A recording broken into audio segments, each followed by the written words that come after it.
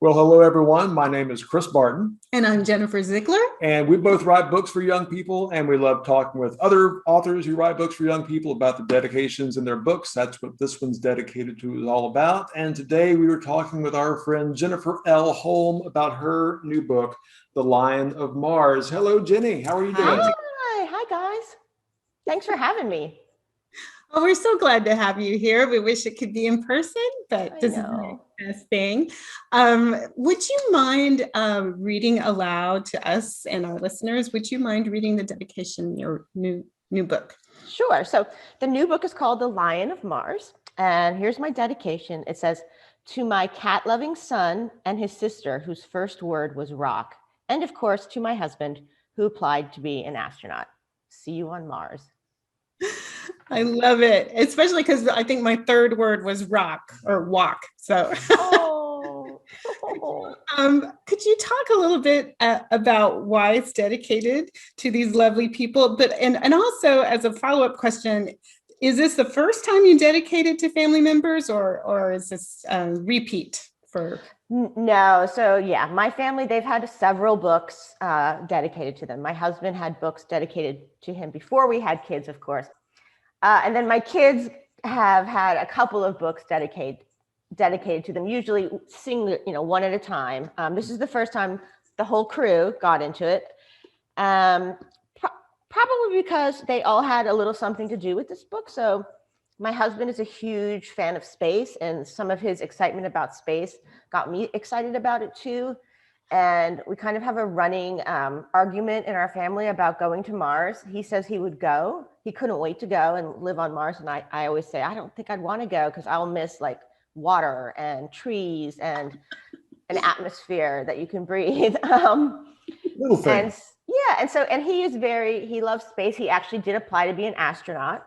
He got rejected, but he applied. So he has that letter at least. And then the character in the book is a boy named Bell, who is 11 years old. The book takes place in the future, and he's living on Mars. And Belle is a cat-loving, very curious child. And so my two children are actually, if you mush them together, that they're Belle. So basically Will, who is 17 now, he has always been a crazy cat lover from when he was little. And he is the most beloved human of all the cats in the house. We have two cats. And literally in the morning, after we feed the little cat, her name's Livy, after we feed her breakfast, she runs to his room and sits outside his room and cries until he gets up and opens the door. Pitifully cries. And now she's trained him that she'll get on his bed and she'll cry if he doesn't get on the bed and snuggle with her. Like, he has been trained by the cats because they love him. So I took the cat loving aspect of that for Belle. And then Millie, who is 13, she's always been super curious about science. We started taking her to maker fairs when she was about 2 years old. Like, she just is in love with science. So I kind of used the curious part of her personality for Belle. Also, I made them work during this book. So I don't have a secretary. So I spent a lot of time driving these children to and from school. And so what I do now is, because I don't have anybody to take notes with me, I'll be driving along and I'll get a good idea, when I'm on the way home from school pickup. And I'll say, Will, rocks, lava tube, carbon dioxide. And he'll know that he has to text that to me or like save it on a note on his phone. So brilliant idea. It's really worked well for me. I'm making them earn their keep. They have to pay for college some way. So. And they get a dedication. I know, they do. Do you prefer dedications that say something about why that book is connected to that recipient, as opposed to just to my family? There's a lot of justification in this dedication for why it's dedicated to who it's dedicated to. Yeah, I like there to be a pretty strong connection in my novels between the content of the book and who I'm dedicating it to. So if you look back on all my dedications, usually the person I've dedicated to in the novel specifically, like, were pretty involved in the book in some way. Dedicating is a funny thing for me,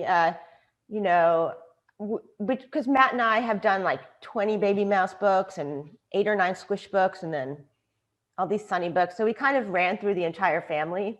At some point, you kind of you go through like the grandparents, then you get mom, dad, immediate family, brothers, sisters, aunts and uncles, start to do nieces and nephews. I actually dedicated a book to my cat once. And then you start going to other people's children. So like now we're mostly dedicating lately to like friends, new babies. So if you're a friend of mine and you have a baby, give me a call up. I might have a dedication available for you in the next few years.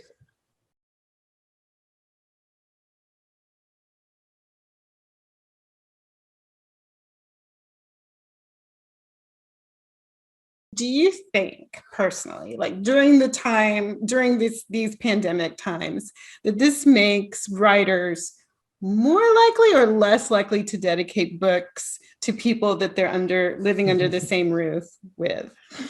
I mean, I don't know. I think we're all a little sick of each other here. Even the cats are sick of us.